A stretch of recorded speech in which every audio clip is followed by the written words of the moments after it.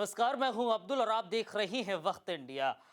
बुधवार की सुबह एक बार फिर से पत्थरबाज अपनी नापाक हरकतों को दोहराते नजर आए। मामला शोपियां का है, जहां पर पत्थरबाजों ने एक बार फिर से पत्थरबाजी सेना पर शुरू कर दी। दरअसल पिछले कुछ दिनों से पत्थरबाज अपनी नापाक हरकत लगातार दोहरा रहे हैं और इन पत्थरबाजों में ज्यादातर अब छात्र नजर आ रहे हैं। जिन छात्रों के हाथों में किताबें होनी चाहिए थी, आज कल उनके हाथों में पत्थर नजर आ रहे हैं और ये पत्थर सेना पर मारे जा रहे हैं, पत्थरबाजी की जा रही है। दरअसल आपको ये बता दिया जाए, शोपिया में बुधवार सुबह एक बार फिर से पत्थरबाजों की नापाक हरकत सामने आई है, जिसमें जो स्थानीय युवा स्कूल कॉलेजेस जाने की बजाय सड़कों पर उतरकर पुलिस और सुरक्षा बलों पर पत्थरबाजी करते हुए नजर आए।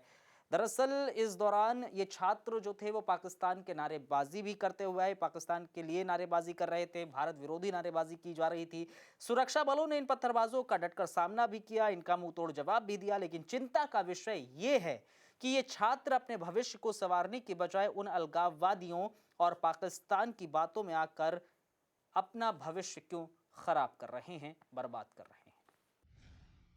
वहीं मंगलवार को पुंछ में सीआरपीएफ की ओर से नक्सली हमले में शहीद हुए जवानों को भावभीनी श्रद्धांजलि दी गई। दरअसल आपको बता दिया जाए, नक्सली हमले में 25 जवान शहीद हो गए थे। सुकमा में ये नक्सली हमला हुआ था।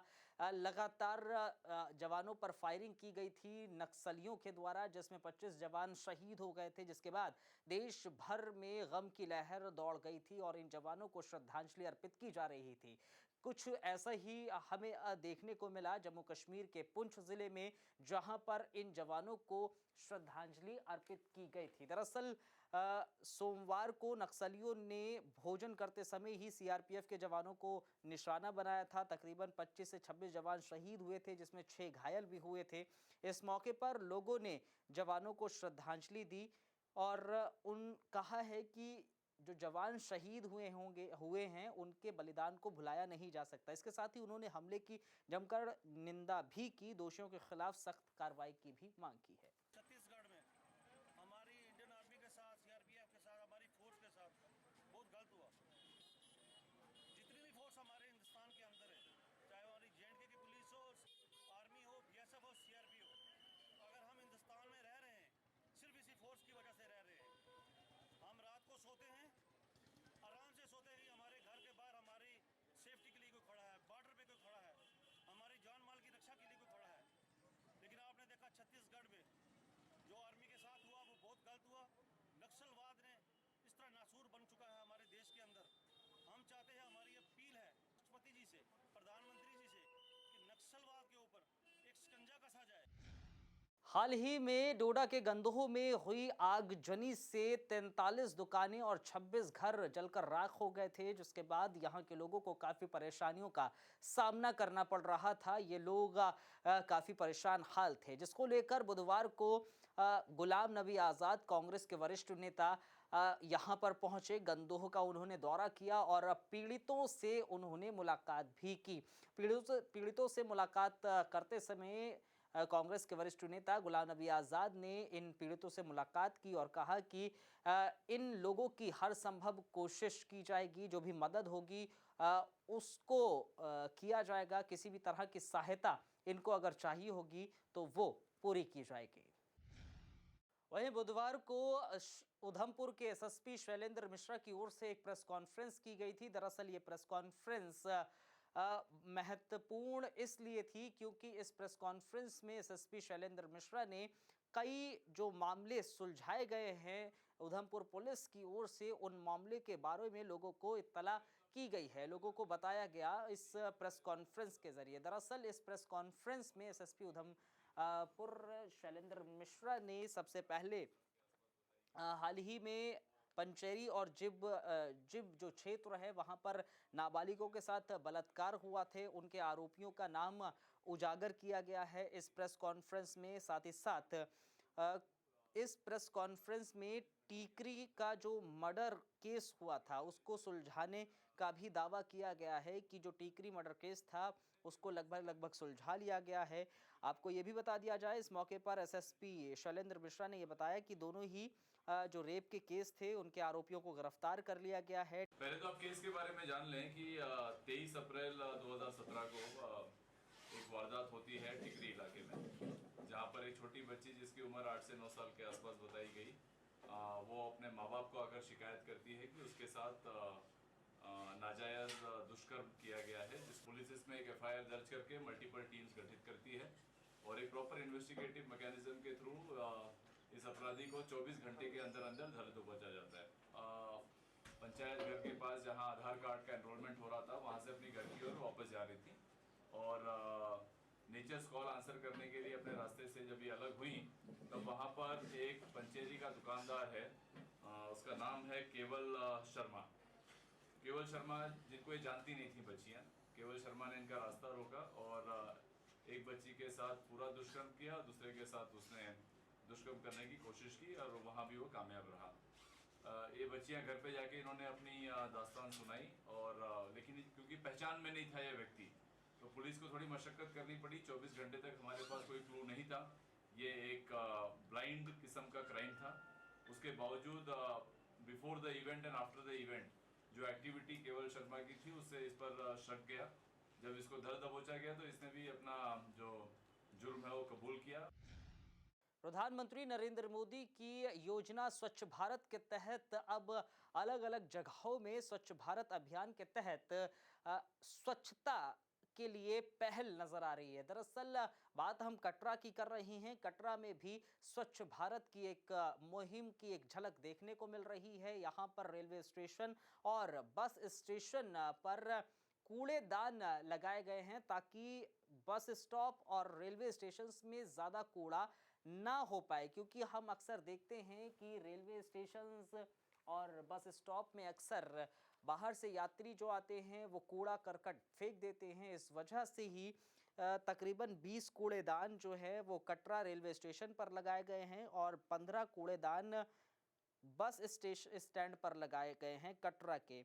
और ये जो कूड़ेदान लगाए गए हैं वो सलाल पावर स्टेशन के द्वारा लगाए गए हैं ताकि गंदगी ना फैल सके। इस मौके पर सलाल पावर स्टेशन के GM अंसारी ने कहा है कि देशवासियों को महात्मा गांधी और प्रधानमंत्री नरेंद्र मोदी का सपना स्वच्छ भारत अभियान ये तभी सच हो पाएगा जब हम अपने आसपास का सफाई, जो आसपास सफाई होती है उसका ध्यान रखें। इसके तहत कार्यक्रम हम जगह जगह करते रहेंगे। यानी कि इनका ये कहना था कि कूड़ेदान और भी अलग अलग जगह पर लगेंगे, सफाई का कार्यक्रम अलग अलग जगह लगेंगे, लेकिन हमें शुरुआत अपने आप से करनी होगी। अब जिस तरह से रेलवे स्टेशन और बस स्टैंड पर ये कूड़ेदान लगाए गए हैं, अब देखने वाली बात ये होगी कि कितना लोग इसका इस्तेमाल करते हैं। अभी स्वच्छ भारत के तहत में हम लोग जो है ना डिफरेंट जगह पे काम कर रहे हैं। डिस्ट्रिक्ट रियासी के अंदर में हमने अभी बस स्टैंड में पूरी सफाई का हमने जो है सो अभियान रखा है। वहाँ पे हमने अपने आदमी का भी वहाँ पे देने हैं। इसके अलावा कई जगह पे हमने जैसे डस्टबिन दे रहे हैं। अभी कटरा के जो बस स्टैंड है वहाँ के लिए भी हमने रखा है, कुछ अभी हम डस्टबिन दे रहे हैं। और भी जहाँ इस तरह से रिक्वायरमेंट आ रहे हैं वो हम पूरे कर रहे हैं। डिस्ट्रिक्ट रियासी के जो डिस्ट्रिक्ट एडमिनिस्ट्रेशन है उनके साथ मिल करके कई गांव को जो उन्होंने ODF जो बना रहे हैं उसमें हमारा भी योगदान रहा है।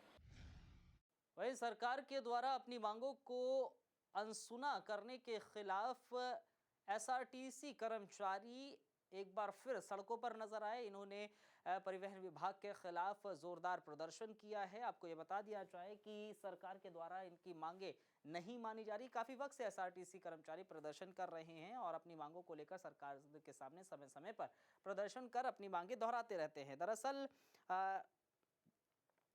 राजबाली जो VRS यूनियन के प्रधान हैं, उनकी अध्यक्षता में ही राज्य सरकार और परिवहन विभाग के खिलाफ जम्मू के प्रेस क्लब में ये जोरदार प्रदर्शन किया गया। सरकार पर आरोप लगाते हुए SRTC कर्मचारियों ने कहा है कि सरकार ने कई बार उन्हें 6th पे कमीशन का जो बकाया है, कॉस्ट ऑफ लिविंग और जो पेंशन है, ये इनकी मांगे हैं। इनको पेंशन नहीं मिल रही है, 6th पे कमीशन का बकाया इनका है। अभी तक ये वायदे पूरे नहीं किए जा रहे हैं सरकार और विभाग की ओर से, और इसी को लेकर ही ये SRTC कर्मचारी लगातार प्रदर्शन कर रहे हैं। लेकिन अभी भी प्रशासन की तरफ से इनको किसी भी तरह का आश्वासन नहीं मिल रहा है। आज का जो हमारा प्रोटेस्ट है आज का जो हमारा धरना है स्टेट गवर्नमेंट के खिलाफ, ट्रांसपोर्ट हाई अथॉरिटी के खिलाफ, क्योंकि सरकार ने जो हमारे साथ कमिटमेंट की थी वो आज तक पूरी नहीं की गई।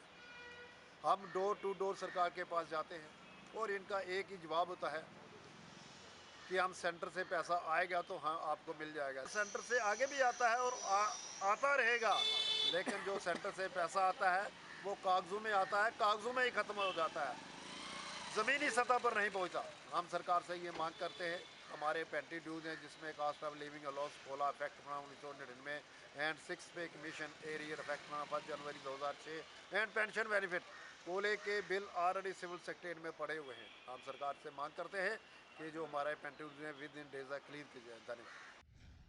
वहीं भगवान परशुराम जयंती के पावन अवसर पर राजौरी में एक बाइक रैली का आयोजन किया गया। दरअसल भगवान परशुराम की ये जयंती मनाई जा रही थी, जिसको लेकर इस बाइक रैली का आयोजन किया गया। आपको ये बता दिया जाए कि सनातन धर्म की ओर से ही इस बाइक रैली का आयोजन किया गया और ये bike rally Tariq bridge, Jammu Poonch राजमार्ग, Salani bridge, doctor BR Ambedkar park से होती हुई पंजा चौक, जवाहर नगर, शपरियां पहुंची और वापस पुरानी डाइट इमारत सड़क मार्ग तक होती हुई नए बस अड्डे सलानी राजौरी में आकर खत्म हो गई। इस रैली में झंडे लेकर काफी संख्या में वाहनों पर सवार युवाओं को देखने को मिला। आपको ये बता दिया जाए, टाउन हॉल में 28 अप्रैल को धूमधाम से भगवान परशुराम का जन्मोत्सव मनाया जाएगा, जिसमें श्री श्री महामंडेश्वर रामेश्वर दास महाराज मुख्य अतिथि के तौर पर यहां पहुंचेंगे।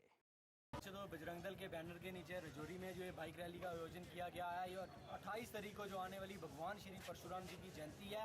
भगवान श्री परशुराम जी जो भगवान विष्णु के छठे अवतार थे, वो जाति से ब्राह्मण थे पर काम उनके क्षत्रियों वाले थे।